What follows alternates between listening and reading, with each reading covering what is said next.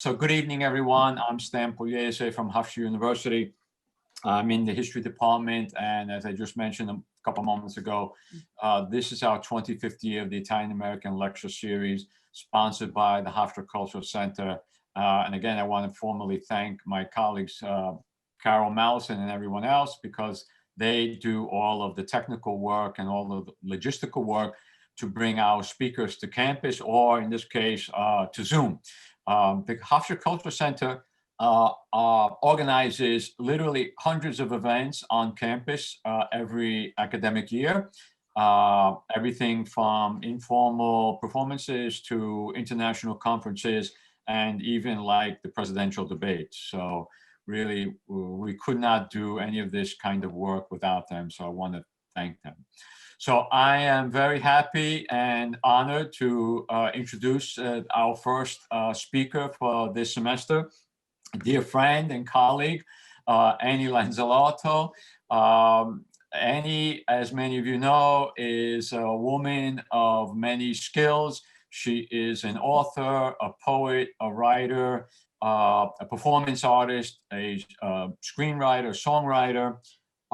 She is the daughter of a hairdresser and a manicurist, and her father was a World War II veteran who fought in the Battle of Okinawa, a Marine vet. He was also one of the famous paese icemen, you know, the mythical icemen of the Bronx and New York City, who logged these incredible boulders of ice up 5 flights of steps, you know, in another age, in another life. At the age of 12, Annie's mother left her father and she raised Annie on her own. Annie went on to earn a BA in medical anthropology from Brown University and an MFA in fictional writing from Sarah Lawrence, where she was a student, as was already mentioned, of Joe Papaleo. She's a member of many organizations, including the Italian American Writers Association. And most recently, she did come to Hofstra a couple of years ago to speak to my students in the Italian American history class. But most recently, our most recent adventure was to travel together to Naples, where we were guests of Francesco Durante, the late Francesco Durante, who almost single-handedly traveled across the American continent over decades, finding pieces of Italian American writing in obscure archives and libraries, out of which came this monumental book on Italian American literature. As guests of Francesco Durante 2 years ago in Naples, at the Naples Book Fair, Annie and I, along with Peter Covino, we spoke to people there. Annie's performance in the chiostro of San Domenico Maggiore must go down in history. Someplace that had seen people like, you know, St. Thomas Aquinas and Tommaso Campanella teach. I don't think that courtyard will ever be the same after Annie did her performance piece there. We traveled to Pompeii together, where she declaimed poetry in the middle of Pompeii. And we spoke to students at the University of Salerno. She continued her journey to places like Matera, which was famous for the town near where Christ stopped at Eboli by Carlo Levi was done. And she continued to Puglia to visit the ancestral villages of her grandparents. So with that, I want to introduce and formally thank Annie Lanzillotto. Annie. Stan, you got a quarter? I got to feed the meter. Yes, Annie. You told me I got an hour, right? Yes, for you, I have a whole pocket full of quarters. All right, I got it. Thank you. All right, let's feed the meter. So, you know, all right, let's have a good hour. Let's make this the best hour of the day. Thank you. Oh, he disappeared. Okay. So, you know, I have this setup in my house because when we were kids in the Bronx, I know we have a lot of Bronx people in the audience. Kwame could tell you, where did you meet your friends? You said, hey, Kwame, I'll meet you on the corner. And we would climb the blue mailbox, the first kid who was on the corner, the first couple. It depends. If there was one mailbox, you could get two kids up there side saddle like it's a horse. If there was the blue and the green, you could actually get 4 or 5 kids up there, like 2 horses or 2 camels. And that's the seat of storytelling, the portal of New York stories, not just in the Bronx, all over the boroughs. So this year, since I'm immunocompromised, I can't hang out even as much as other people. I decided to build this corner within my bedroom and tell stories from the corner where I'm accustomed. Because there's something about the street light hitting your body, especially, there's the green, yellow, red. You see we turn green, yellow, and red when we're walking through the city. And there's something about that street light hitting me that is very calming. So I want to tell a couple of stories and then I'm going to dive in. The other night, I was on FaceTime with my grandniece. She's 10 years old. And for Christmas, I tried to get them some Italian presents. You try to imbue meaning as much as you can. It's not always so easy. So I got her a t-shirt that said, "Tutto andrà bene," which is a phrase during this pandemic time that's been invigorated throughout the whole archipelago of Italy. Everything's going to be all right. Tutto andrà bene. So on the FaceTime, she said to me, "Aunt Annie, I can't say this. I don't know how to say this." I said, "Of course you can say it. Let's take it one syllable at a time." And we broke it down and I told her what it meant. And I remember being that age in the Bronx, being 10, 11, and not knowing anything about Italia. And my uncle gave me a button, one of those big buttons in the 70s, and it said "Buonasera," and I wore it. It was red and white. And those 2 words confused me. Bona, B-U-O, buona. You could say it coming or going. I don't know. I was just confused. I remember that. Italy was like a mist. Like one day recently, a neighbor knocks on my door. This is after Stan got me over to Naples. And Stan, I know I've said it before, but thank you. There's nothing like being in Naples with you. And this neighbor knocks on my door. She's got a little ripped off envelope. She's held on to this paper for 30, 40 years. On the envelope is a couple of syllables scrawled. And she says, "My father left me a house in Sicily. Could you find it on," she says, "I know you know how to do the computer. Could you find it? And here's the name." So I took a look at this name, and it says like Minutes, and it says Via Manuel 22, 22 Manuel Street, Vituts. I said, "Well, how'd your father say the name of the town?" So she's saying it to me over and over again, Vituts, Vituts. I said, "All right, let's see. Is it near the sea? Is it up a mountain? I don't know. I said, "All right, well," she said, "I know, I remember. It's in the province of Palermo, Provincia di Palermo." And she said, "I saw a picture of it once. It's got 2 floors and a balcony." So I said, "Okay, you want me to find a 2-story house with a balcony near Palermo. Okay, let's go to work." And I got these couple of syllables, Vituts, whatever. I know these syllables are not the name of the town, but it's how she heard her father say the name of the town. So I'm decoding it in my head. And really, all our lives, don't we decode to try to understand what our grandparents are talking about? So to Stan's point, like my grandfather, Carmine, with the 200 pounds of ice, I never saw him sit down except to eat. I never saw him sit down except to eat.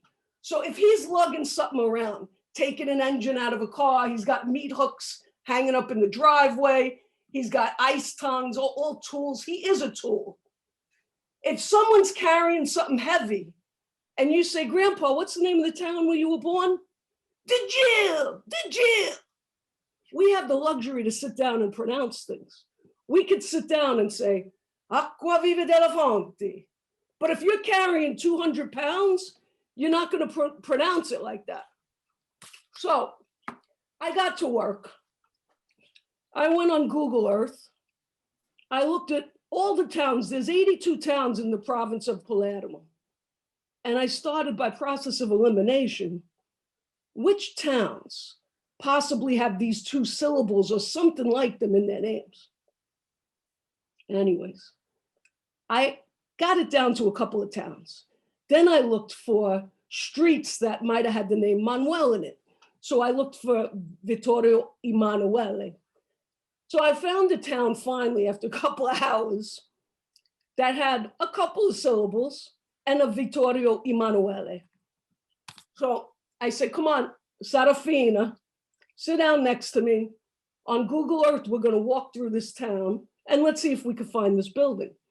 So we take this virtual passeggiata down Google Earth and we find 22 via Vittorio Emanuele. And I pivot the camera to the front of the building and it's like an aqua plaster with a white pocket balcony. And she says, that's the house. That's the house I remember in the picture. You found the house. She said, oh, there's curtains up. That means one of my cousins must be living there. It looks well kept. I said, listen, Sarafina, if you walk into this town thinking you're going to take back this building, they're not going to be very happy to see you. They're going to see you coming from a mile away. So those couple of stories, serve as a little introduction. I'm going to tell you a story and I'm going to read it a little bit. I'll read it and tell it about me the first time going to my father's town. So like Stan said, all my family is paese, and they all come from 3 towns that are triangulated. So you have Bitetto, then you have Cassano della Moggia, and Acquaviva della Fonte. They're very close. If you're a runner, you could run from between these two. It's like 5 kilometers. The only thing that separates them are olive groves. That's it. It's just olives, figs, mandorle, almonds. So one grandfather was from one town, a grandmother from another town. Those 2 got married. And then 2 were from another town. So hundreds of years, that's it. I'm from this much space. So I never got to my father's town and I needed to go. So after Stan, left me in Salerno, I ended up driving into this town of Bitetto. And I'm going to tell you that story. So I had a couple of pieces of information, more than what Sarafina had to find this house. I had the name of a cousin, or I thought I did. I had the address where my grandmother was born, but that was 100 years ago. I had a phone number for a cousin, and I had the name of the town saint that my godmother always told me. My godmother, Archangela, I see her daughters in the audience. Thank you for coming, Marianne. My godmother always prayed novenas to this saint. I had 2 cancers as a kid and a young adult. So she always prayed novenas, and I had the feeling, from what I was told, that the saint cured me. So that's what I had. So I went into town alone. I'm driving, and I'm on the county roads. Strada Provinciale 236. Now, these roads are lined by stone walls. Endless low stone walls. It's all flat. We're not in the mountains. We're by the sea. A little inland from Bari. Miles and miles of stone walls. And driving, looking at these stone walls and olive trees, it struck me on the documents that I've seen of my ancestors. For the men, it only says 2 things for occupation. One is contadino, farmer, and the other is muratore, literally wall builder. Now, it could be all kinds of construction, but wall build is what stuck in my head. And when I grew up, my father was always building walls or tearing them down. So I used to help him. He would let me like pick up the nails off the floor when I was 3 years old, sweep up the sawdust. And I always pictured the Muratori building walls the way he did. He'd lay out a framework of 2x4s, every 16 inches, put in cross struts, get these vast sheets of plasterboard, nail them up to the 2x4s, and then he'd take another nail and with one tap, he'd sink the nail in the plasterboard beyond flush so that when you plaster and paint, you don't see a nail head. But when I'm driving through these stone walls, I think, that's not how they built walls here 100 years ago. These are the walls. These are the walls, literally, my great-grandfathers, my grandfathers, my great-uncles, my uncles. These are the walls they built. These are the rocks they pulled out of the earth. Now, imagine being my grandfather. Carmine Lanzillotto, it used to be ah. Imagine being, 7, 8 years old, and they bring you by the hand out to the fields. And they say, clear the fields of rocks. Pull all the rocks out of the fields. We need the rocks out of the fields to grow food. And what are you going to do with the rocks? Make walls. Make a wall here along this donkey path. Go down as far as you could go. When you're done there, you could cut up over there. So you make a plot of land. And when you're done with that, we're going to keep going. So imagine being that 8-year-old boy, looking out at an endless field with rocks embedded in the land, and knowing your hands are shovels, your hands are tools, your hands are spades. And you're going to unearth these rocks and make these walls. These walls don't have mortar. You just have to pile them right. It's an art form. My father told me a story, Marianne or Rosemary, maybe you heard this story, that when Carmine, my grandfather, came at 12 years old, at 18, he took a break from the ice business. How did icemen take a break? Stan, do you know? Fred? Icemen took a break by joining the Army or the Marines. That was their break. That was a break. So my father told me the story that in World War I, the Civil War was still being fought verbally amongst the ranks. And on January 6th, didn't you see signs of the Civil War still being fought? I did. So the sergeant was, busting chops of the platoon. So he asked the soldier to move a pile of rocks. To Stan's point, boulders.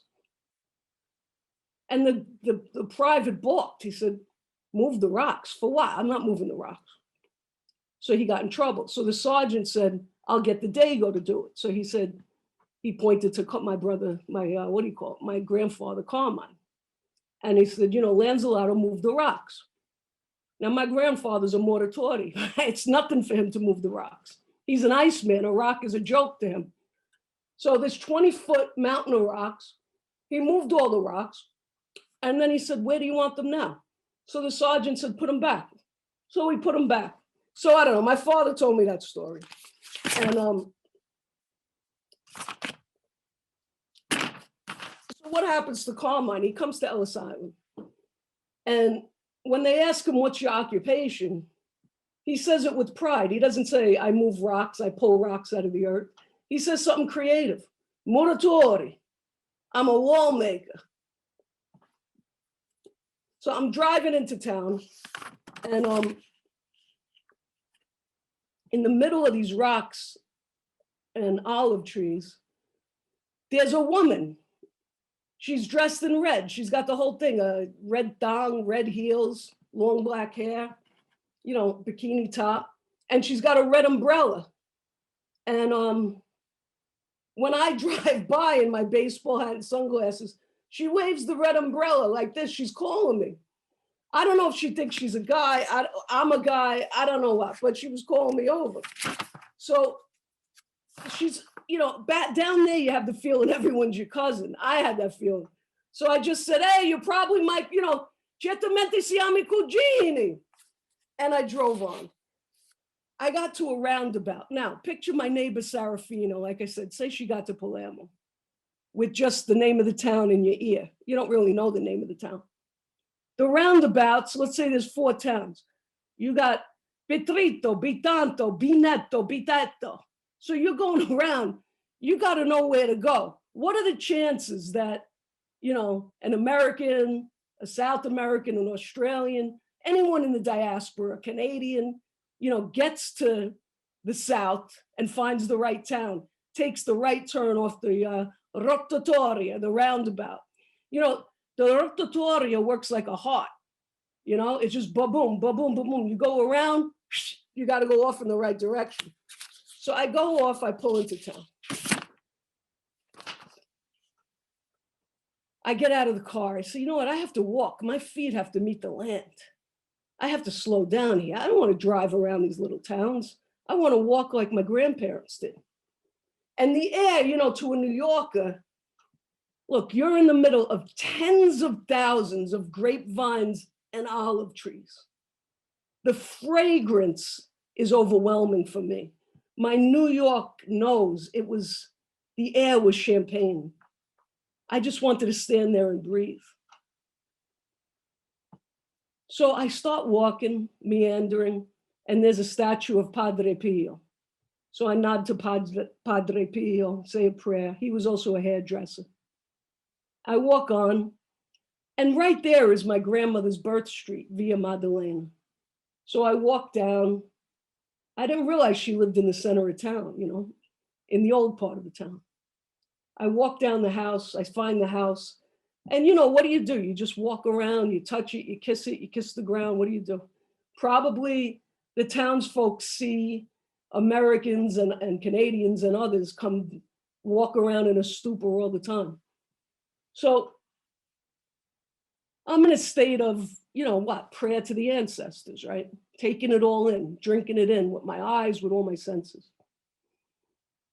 I walk back and I walk into a cafe. Now, I'm trying to find living cousins.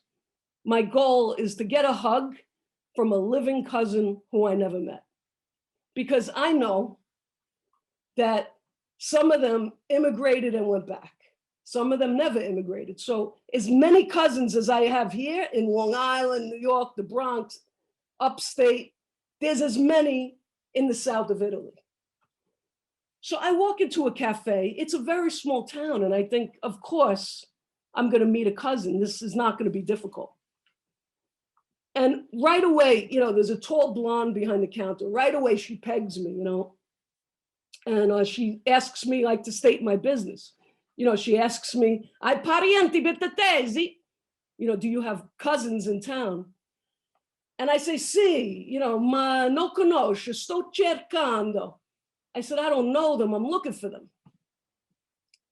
So I announced my name to the whole cafe.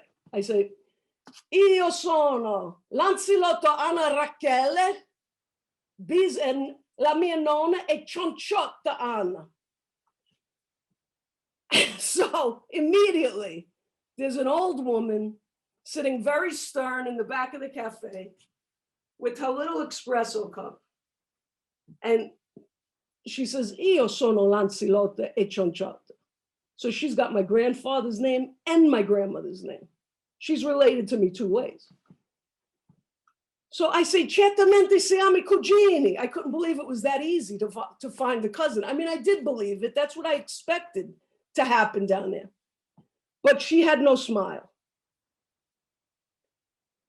And then I started saying, "Do you know this one, that one? I know the nickname of my great-grandfather, Mangiasard, which means eat sardines." Because down there, if you don't know the soprannome, the nickname, you're not going to find people.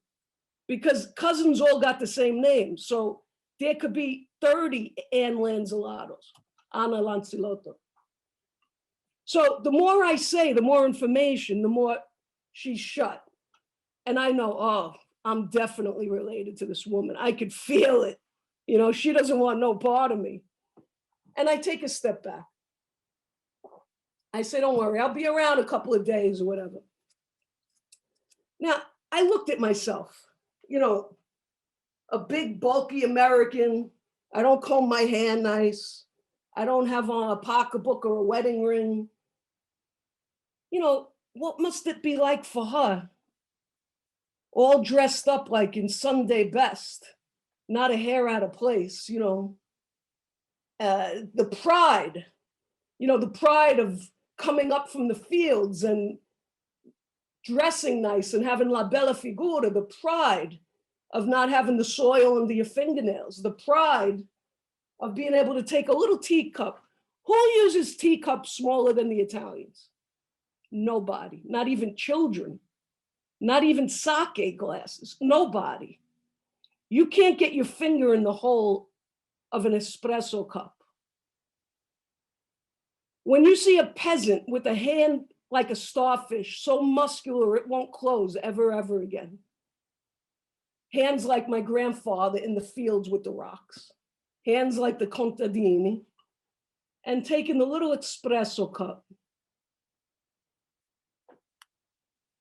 It's pride. Look, I made it.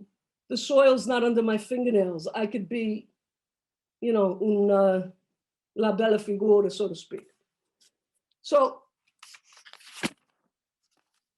I know I'm not going to get anywhere with this cousin, so I go on my way. And I saw that there was a place to sleep in town. There was a B&B. And it was a grand Bourbon mansion from one of the invaders. Now, the history of invasions in the south of Italy, Stan could tell you, Fred Gardefee could tell you, how many hands these territories have been under. That it really affects the mentality of that a stranger is dangerous. Strangers are trouble. Now I'm the stranger coming back. Strangers are threats. They want something. What do they want? Do they want the ancestral house, the ancestral land? They want to move back here because the American experiment got too difficult? What do they want? Connection? And I thought, you know, what if, I mean, I don't even open my door anymore to people. You know, what if someone knocked on my door and said, I'm your cousin, I'm your lost cousin? You know, maybe 50 years ago, you know, you welcome that, but now it's a different time. So I backed off and I went on my way. And I walked into this big hotel, and this hotel had like 80 rooms. It was an old castle from one of the invaders. And I thought of my cousin Marianne, who's in the audience, and I said, you know what? One year we're all gonna come back. 80 of us, we're gonna fill this place. So I go to the desk and a kid comes out, he's about 13 years old. As soon as I saw his cheeks, I knew we were cousins. Maybe third, fourth, fifth related, but I could just see that we're cousins. I recognized the big eyes and the cheeks. La Mudge. La Mudge is this limestone plateau. So the three towns I'm from, one is known for La Mudge, this limestone plateau, which is a little high up. One is known for La Sorgente, which is this ever-present acqua dolce, sweet source of water. The source, they call it. The source, S-O-U-R-C-E, the source of the water. And this town is known for the saint. So I got the water, the limestone plateau, the merge, and the saint. So I walk into the hotel and I say to this kid behind the counter, certamente siamo cugini. Surely we're cousins. And he don't want to have nothing to do with me. So I say, but what's your name? And he tells me his name. I say, I know that name. That name, they're married Lanzillottos in Brooklyn. I know we're related, at least through marriage, but he don't want to know. So I go to, well, you know, I started asking myself, why do I want to find family? I mean, look, I love my family, but as you all know, it's not easy with family. Relationships aren't easy. So why am I on this quest to find family? But I just wanted it. I just wanted the hug of the old cousins that I never met. And, you know, if I didn't do it, no one's doing these bridge building in my particular family. So in other words, look, I'm the daughter of a Marine, the way Stan mentioned. There is a sense of duty, honor, and work ethic. And I'm a poet. and we're just inquisitive that way. And I wanted to build bridges for my nieces and nephews, which I was able to do on my mother's side of the family. So, you know, I regained the citizenship. I got the cittadinanza, so they could all do it if they want to. And they all know the names of their cousins now on Facebook. It's a beautiful thing. So, and you know, the truth is, with my parents gone, grandparents gone, aunts and uncles gone, they were the connectors. They wrote letters back and forth. There was connection. But with all of them gone, the whole thing was about to be severed. So I took great pains to learn Italian to, you know, the best I could. I studied opera. I learned it any way I could. And I got myself over there a bunch of times. So I was getting into the rhythm of the day. Now, the rhythm of the day means you got to sleep 2 times. So I went into the bed and breakfast and I had to take, it was time for the pisolino. You have to go to sleep because first of all, it's so hot out in August and the street's empty. So if they see you walking around 1, 2 in the afternoon, they say, what's wrong with that person? Everybody's asleep, even the cats go to sleep. You don't see a soul out. So I was trying to get in the rhythm. So I took a nap. I got up, I took a shower, and then you have to have an espresso at 4 o'clock. The whole country has an espresso the same exact time, same exact minute. Then you get revved up for the night. You know, then you're good. You could go back to work. So I did this, and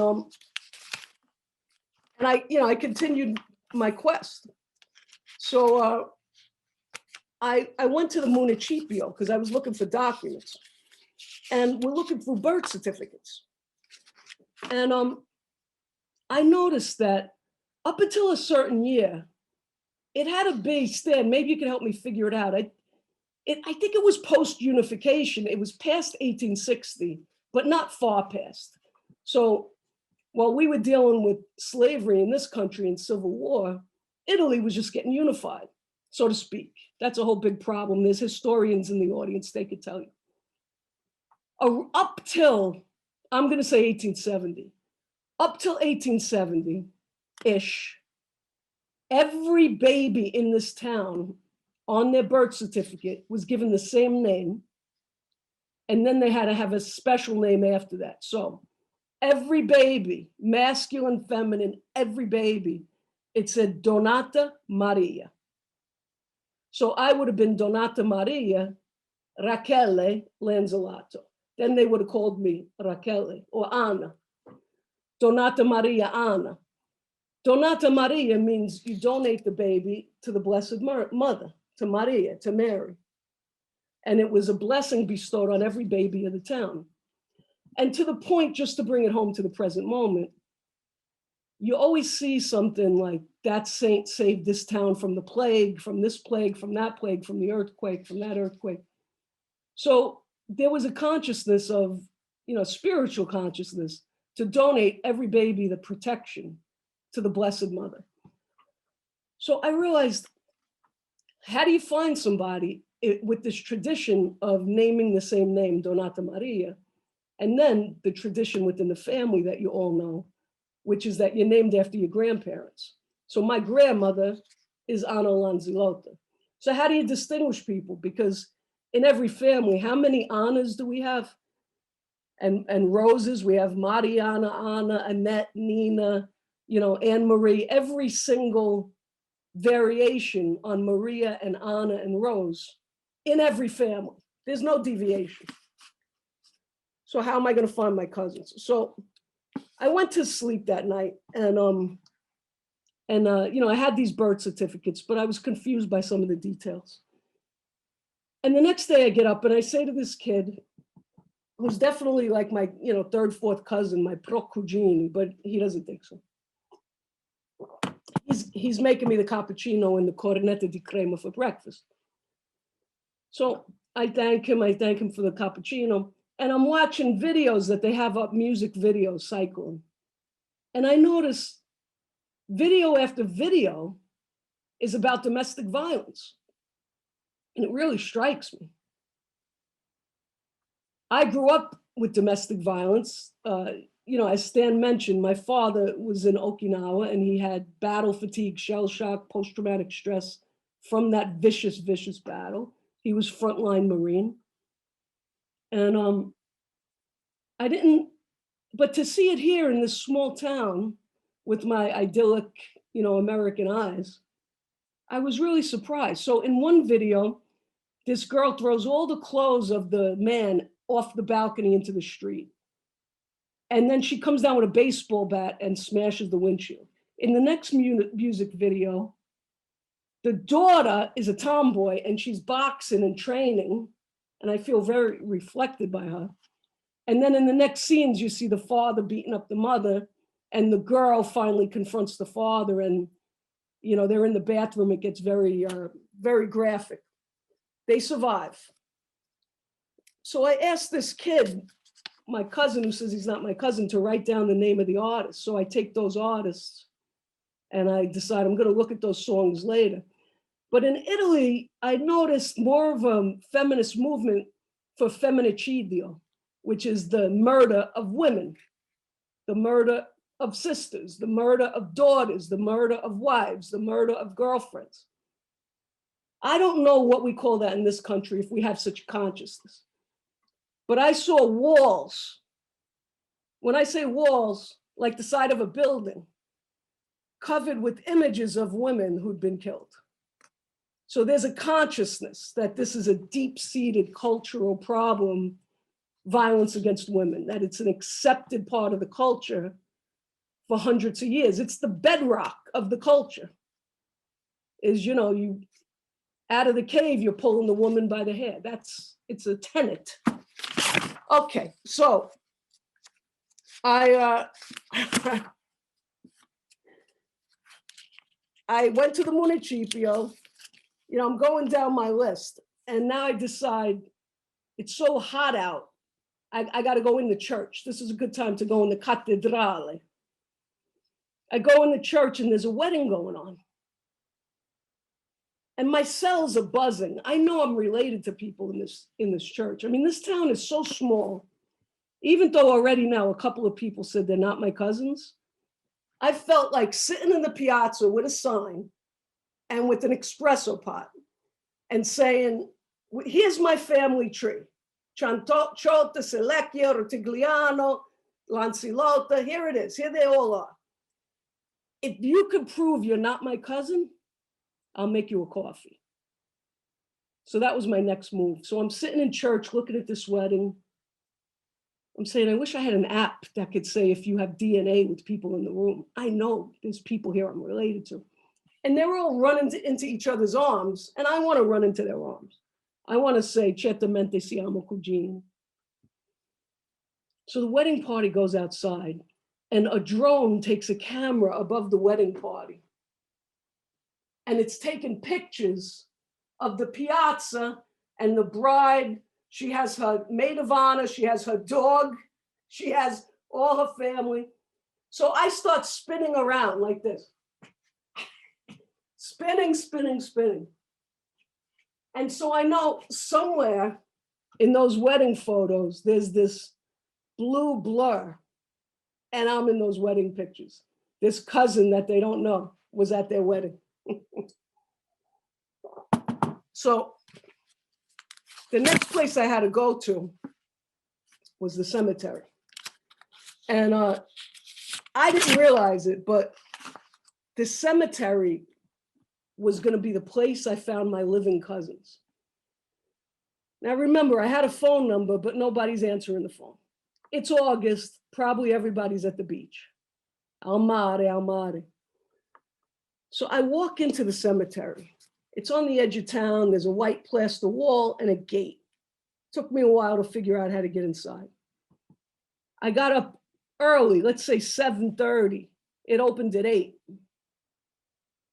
The only people in there are elders, women, with rags, buckets of water, and brooms. And they're all in this beautiful ritual of sweeping the pine needles off the graves and polishing the stones, arranging amulets and flowers, of course. And there were a couple of older men, you know, widowers. It was easy to come into conversation, and I realized this is the place to come. 8 a.m. at the local cemetery, that's where you're going to get conversations and where people are going to talk and help you. It's like a secret sunrise club. So I went there day after day, and what they call the custodio, the man who takes care of the graves and takes care of the cemetery. Now, he's been there for decades. So my relatives who went back, like my father's sister, she met this guy maybe 30 years ago. And I remember because her and my uncle told me he had a mannequin hand, la mano manichino. And sure enough, there's the guy with the hand. And I gave him a list of the names I was looking for of my great-grandparents. And he went like this, like, the list is too big. And he said, al mare, vai al mare. He said, what are you doing here? It's August. Go to the sea. Everyone's at the sea. I didn't want to be at the sea. I didn't want to be out in the open sun. I wanted to be in the shade of my cousin's Lanzillotto vocal tones, those sonorous tones. I didn't want to be looking at cliffs and water, and I wanted to look at their crags of their noses, those strong Italian noses, profiles, workman's hands. I wanted to be, in Italy of another time. And every morning I'd show up and he'd say, vai al mare, vai al mare. I forgot. Sometimes you forget things. I forgot I was supposed to tip him money. Later I realized, how could you forget that? Nonetheless, after 4 days, he said, all right, he went like this. Because when I asked him where are the graves of my great-grandparents, he'd go like this. And the gesture was like they were thrown over the far fence. And I was very confused.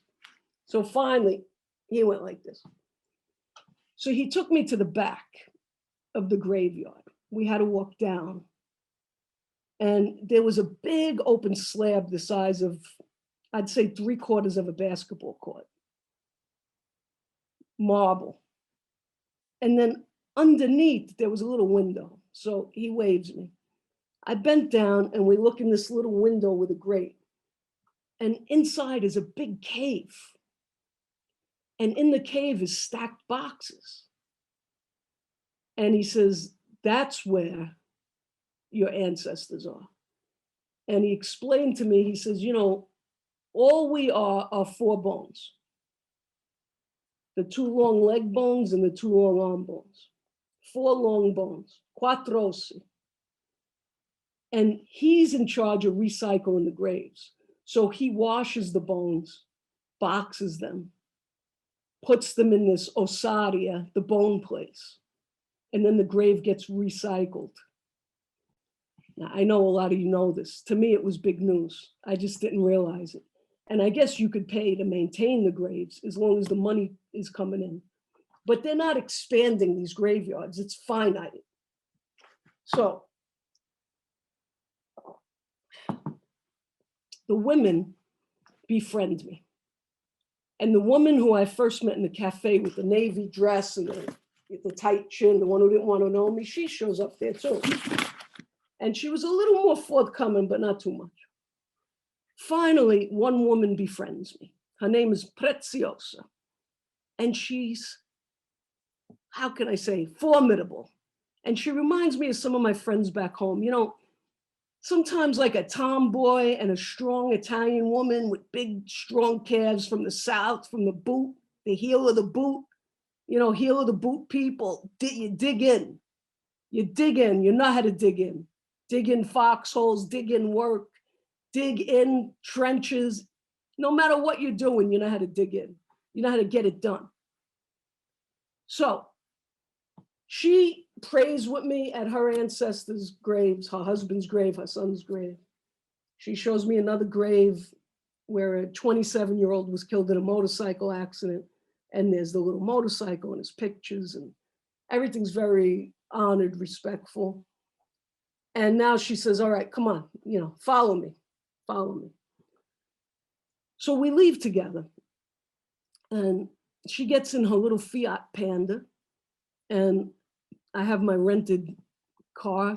What was it, a Peugeot? I don't know. It must have been another kind of Fiat. And we start driving through the town, and she's driving fast. So she takes me to the old part of the town. And she finds the address I'm looking for, where my living cousin lives, but it's abandoned. The whole street's abandoned. But this doesn't deter her. So she starts yelling up to the rooftop. She goes, "Ma, in America, chiana, Lanzillotto Ana. E l'America, ma non conosco le cugine, a Pasqualino, Cianciotto, Marita Vincenzo. E che detta me adesso." So she starts in old school dialect, and people start appearing on the rooftops, third floor, second floor, alleyways. And they're having this conversation, but nobody knows my cousin. But we do find out that the old part of the town was mirrored in a new part of the town, and they kept the names of the streets the same because they were named after World War I veterans. So we get a piece of information. She's undeterred. I'm getting hot. I'm wondering, isn't it time for an espresso, between the heat? But she's undeterred. You want to be there. She's undeterred. She wants to keep going. So she says to me to get a chair out of the backseat of her car. So I get the chair. She parks it by the church out on the corner, just like this, my corner. So now she's on her corner. I mean, where do you think we got it from? Why do you think we hang out on corners in the boroughs? Because they hung out on corners over there. Our ancestors have been doing this for who knows how long. So she, as people start walking around, she goes, Wally, una cugina che cianciotto. She's saying, this one knows a Lanzillotto. I think that one knows a Selecchia. That one knows a Rotigliano. Because in that cemetery, by the way, every grave seemed to have a name of one of my ancestors. Lanzillotto, Cianciotto, Rotigliano, Selecchia, and on and on and on. It felt like I was related to everyone in the cemetery. It was a very private feeling, I guess. So she starts talking to people. Do you know this? Do you know a Lanzillotto? And nobody says to know nothing. I don't really believe them, but they're being very withheld. So now one starts asking her, it's getting time for lunch. Are you going to feed her? Who's going to feed her? You better find the cousin so that it's the right way the cousin feeds her.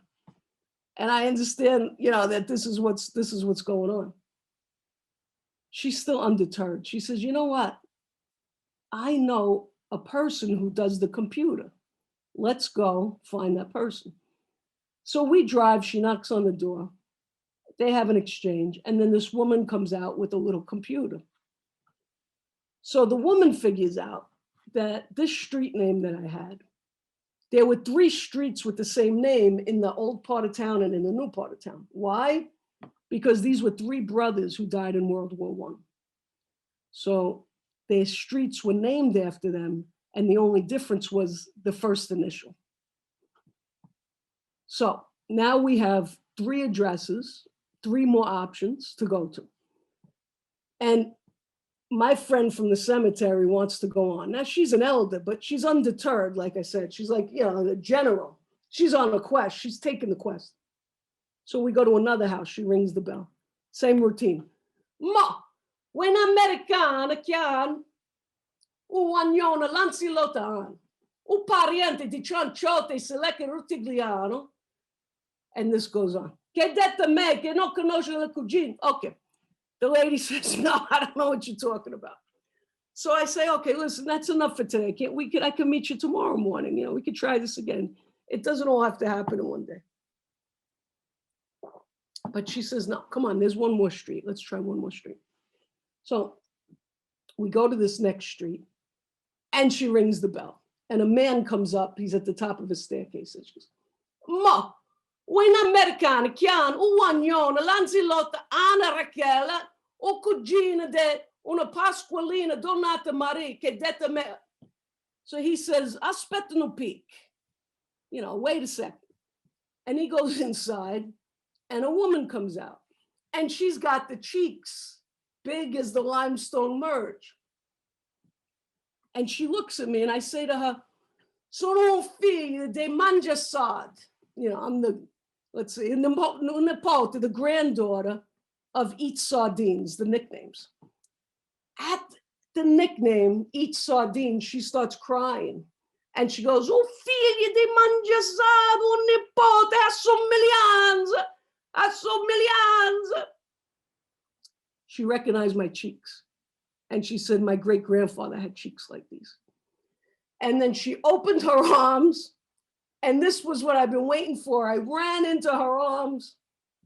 And that's where the story begins. And you could imagine how I ate for the next couple of weeks. That's the next chapter. All right, Stan, I'm going to finish that story for now and we'll take questions. That was great, Annie. Thank you very much. Thank you. Thank you. Okay, folks, if you'd like to ask a question, you can unmute yourself or you can simply write the question into the chat. So I see Luisa Caglio and other friends. Okay, Marianne, Leone, thank you. I'm going to begin. I'm going to take advantage of the fact that I'm the other host. I'd like to ask Andy a couple of questions. You know, first of all, I apologize. I forgot to mention a couple of Annie's books. I mean, you all know this already. You know, my students will be reading an excerpt from Elders for Lion and the double volume of poetry, Hard Candy and Pitch It Roll Your. Shish Song is somewhere buried on my bookcase. And Annie's going to talk about her blog before she leaves. But I wanted to ask her if she knows, I mean, I've been hearing about this now. I don't know very much about it, but this idea of ancestral or genetic memory, this experience that a lot of people have that when they go back, you know, they're driving, you know, they get off the autostrada and, you know, they're driving through the olive groves and they see the fig trees and they say like, wow, like I've been here before, you know, I've been here.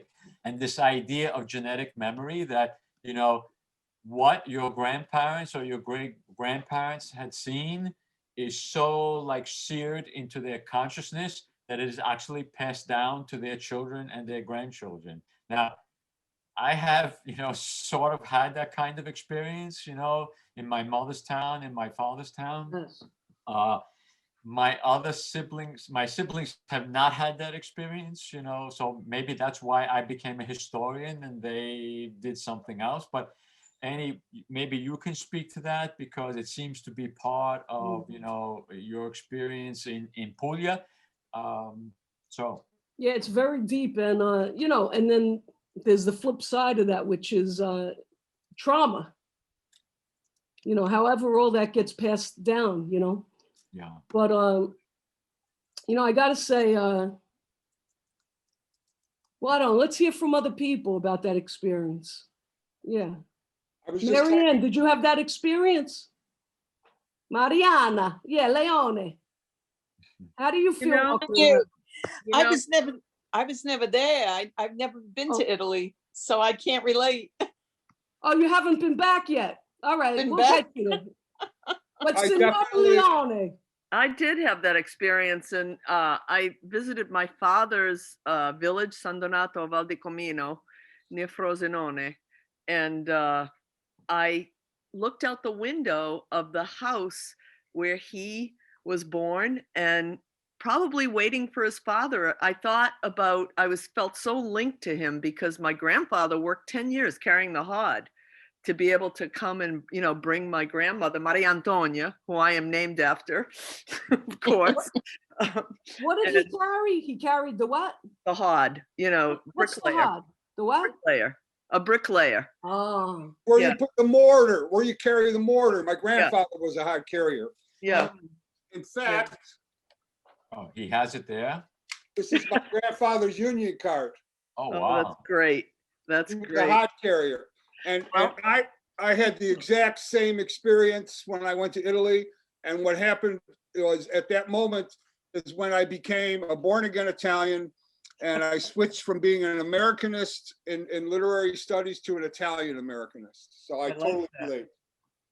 So Change wait, my life. I want to hear the end of Marianne Leone's story. So Well, here they are. Here's Carmine and Maria Antonia behind me. Can you see them? Wow. wait, Yeah. let me And- see, hold on. Let me pin you. And the story about that picture, it's a painting over, it's a painting over a photograph. And my grandmother and grandfather, it flew off my shelf, and my grandmother's face was ravaged by it. But you know, I did 4 seasons on The Sopranos, right? So I'm friends with Federico Castelluccio, who played Furio, and he Right. grew up in Naples. So he visits my house. He is a master artist. He sees my grandmother's ravaged face, and he restored it Wow. absolutely beautifully for me. So anyway, I had Wow. to get that little story. That's beautiful. That's beautiful.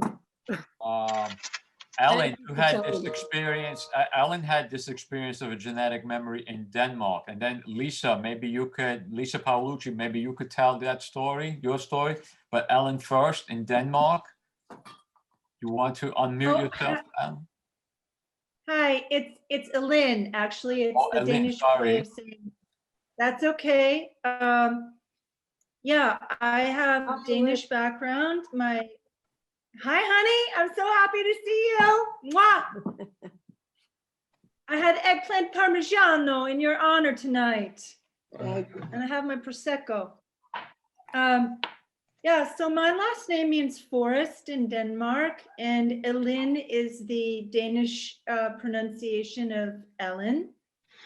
And I had been to Denmark, I think 2 or 3 times. And then one time I was there, just like the most random thing happening. I'm waiting at a street corner in Copenhagen. I'm waiting for the light to change so I could cross. And I had this unbelievable sense of relaxation and peace in my body in a way I just had never experienced in the United States. And I'm 4th generation.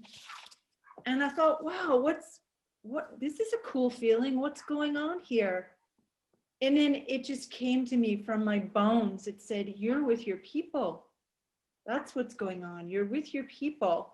Even if you don't speak the language, there's something here. And I feel it every time I meet a Danish person, even if they're like the woman Annie described with the little espresso cup. If they're like closed off, it doesn't matter. I still feel something that's a very deep connection. And I think this is such an American experience because we're such an unrooted people. It's very interesting. You know, everything's changing. I mean, as someone with that, all my blood for who knows how many hundreds of years comes from a couple of fields. Now, you know, if you read in the Times a couple of weeks ago, some sperm donors have 800 kids, more than 800 kids. And they're really trying to censure these guys, but there's no regulation. And not just That's one not guy, true. not just one, well, okay, not just one guy, but, you know, however many guys. So it's very interesting now. The whole world's different. And, you know, I always feel as time goes on, I mean, we're living through a sea change of the world that really the skills of adaptation, you know, are the most important skills. That's how I feel. So it's a new world, you know? Yeah, Luisa Caglio, who's a dear friend and also a writer and a poet and an artist. She has an interesting experience, like literally a global experience between Sicily, Africa, Jamaica, and the United States. Luisa, do you want to chime in for a moment? Yeah. Can you hear me? Hi, Yes. Luisa, where are you? I'm in Jamaica. All right. It's warm. Make a plane. Yeah, it's amazing because I thought I was making up my life, but then when I went to East Africa and I came back, I found a picture of my aunt who had been to East Africa at the same age. And I started to investigate some of my family that lived in Libya. And so there was this whole connection to my Sicilian background, as well as here in Jamaica, where my Sicilian uncle and aunt moved. And when I went to Sicily, I said, well, of course they moved here. It's just, it looks like it. It's still in some ways life like it used to be. Those wall stories you told Annie, they still do walls like that here. Of course, now you have to have a lot of money, but that is their idea of building a wall. And you just use stones, you use no mortar. There's still some of that lifestyle left. And so I felt very comfortable. And naturally, my uncle never left. He felt, you know, this is where he belonged. And that's just part of, you know, the DNA or whatever you want to call it, where you feel at home in the world and you realize it's your getting to know who you are as an Italian. And, you know, we had a lot of people also from the mountains. So I was drawn to mountain people. And I realized it's exactly what you're talking about. Thank you, Louise. It's so good to hear you. I wish I could see you. I want to show everybody, my grandmother made the dress on this doll. Beautiful. Look at And that. we're going to do a little burlesque. Oh my So, gosh. Look at this bustier, look. Really? How And beautiful. then I'm going to show you the pants, look. Yeah, that is really an art. So that's the burlesque part of the evening. We call her How Angela. daring. And you know, it's interesting just on this subject, because if she loses a thread, I feel it, I go pick it up, I put it somewhere, you know? Yeah. I just thought, you know, in 1930, my grandmother tied these bows on her wrists. Oh So my God. if the bow falls off, you know, I'm picking it up, you know? Yeah. Yeah. She looks mother like did that. Zanya. Brand new, Annie. I know, right? I mean, this shell stitch for the bustier, Yeah. I mean, look at that. Wow. Yeah. Well, we have, I'm sure you all have artifacts. I mean, my other grandmother made those dolls for the toilet paper. I'm sure you all have that, right? my grandfather's cousin- furniture. Let me we ask have- my cousin, Yeah. Marianne in Long Island. Do you have any of grandma's toilet paper dolls? I don't think I have that, but I have the hats she used to make. In fact, Aunt Tess wore them a lot before she died. But the crocheted hats, that's what I have. And she had also given me, now I'm going to be married 48 years. Grandma gave me pillowcases that she embroidered. And Oh, I think they might have been like from her, you know, trousseau. It was, Right. they're very old, you know. What's the motif on the embroidery? Actually, it looks like maybe a farmer and his wife or something, a rudimentary, you know, picture of it. But she, well, you know me, Annie, too, with the baking. I try to redo a lot of grandma's things, but Yes, just I to know. get the feeling back, you know, I get the feeling. No, you're amazing being the keeper of those recipes, because do you do the incotidat? Fred, what are you That's the- holding up? Fred. Oh, that looks like Fred's got a hanger. I got a few of those. Isn't that something? That's gorgeous. Is that a crocheted hanger? crochet hanger. Yeah. Oh, God. Mike Fiorito, tell us, where was your father's ancestral town? Thank you. How are you? It's Good, Sala Mike. Consolino. Hey, Annie, everyone. So I met my friend Roberto about 30 years ago, and when I met him, I immediately liked him, and I said, "You look just like my grandfather." So we became good friends, and then about 10 years ago, I was in Sala Consolina, and I asked, "Where is Tejano?" And the person next to me said, maybe I'm saying it wrong, Sopra la Collina. On the And hill. it was right there. I mean, it was like, it was the next hill over. So that was kind of interesting. What I thought was interesting too is the whole town is so hilly and rocky. And these must have been really strong, squat people to go up those you know, that mountain to get that water, bring it back down. So this is kind of interesting. Yeah, yeah. I'm wondering if anybody had this experience, something similar. My father left Italy in 1962. He had come here to just visit his brother, but he met my mother and they got married. He didn't go back. He left a life in outside of Avellino and playing for the band 10 years in Rome. He did not go back until 1982, 20 years later. And that was the first time I went to Italy with my family. I was 17 years old. And two experiences we had. One, when we went to my father's hometown of Montefalcione outside of Avellino, he had been gone 20 years. And as we walked through the town, I saw a look in his eyes that he realized he couldn't go back. He couldn't. It had changed. In 20 years, it had changed so much that he realized that he was out of place there.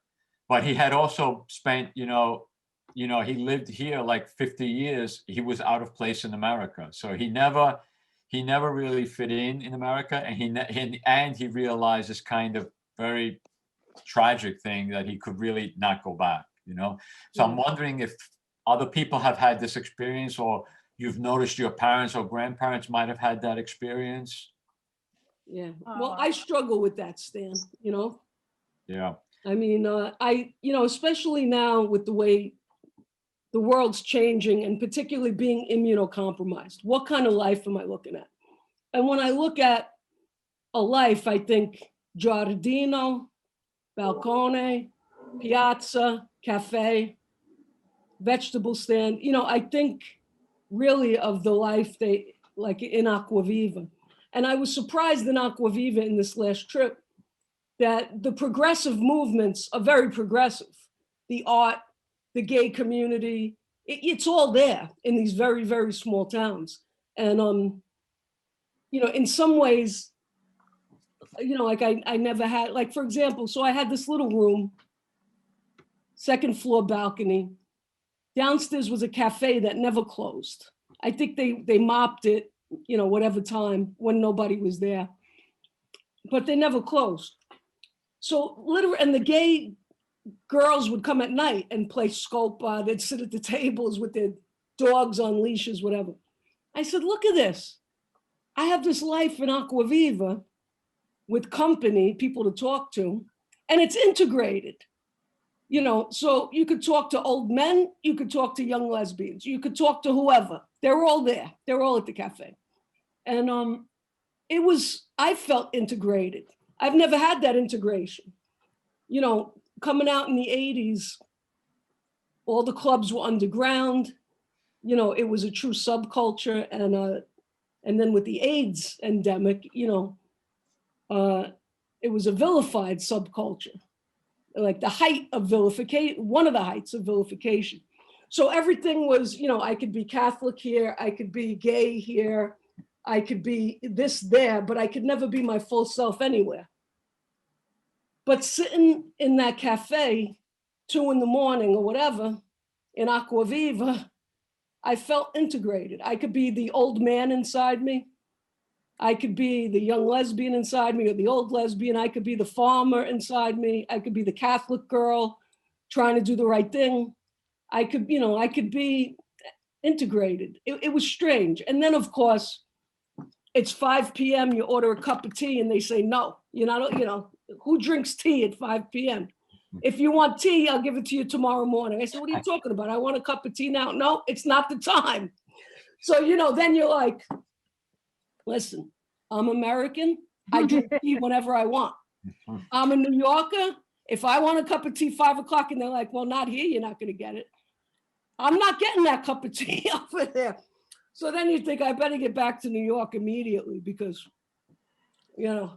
I'm used to that privilege, Yeah, it's kind of like when you fall in love with a new place. Like when when I first moved to Jamaica, I felt like it was just like I imagined I wanted to live, and I had my relatives. It felt very homey, and of course, the more you live here, the more you realize it's a different culture with its own rules. just like Sicily and Italy and America. And I don't know really where I belong, so I keep traveling around. Well, no blessings on that. I mean, I feel I need the ability, the resources to travel because I don't know how to Yeah. integrate. I don't know how to integrate otherwise. I'm really not sure. I'm searching for that clothesline garden, dogs running around, Me or too. whatever it is. Piazza, coffee, 3 a.m. I'm searching for that.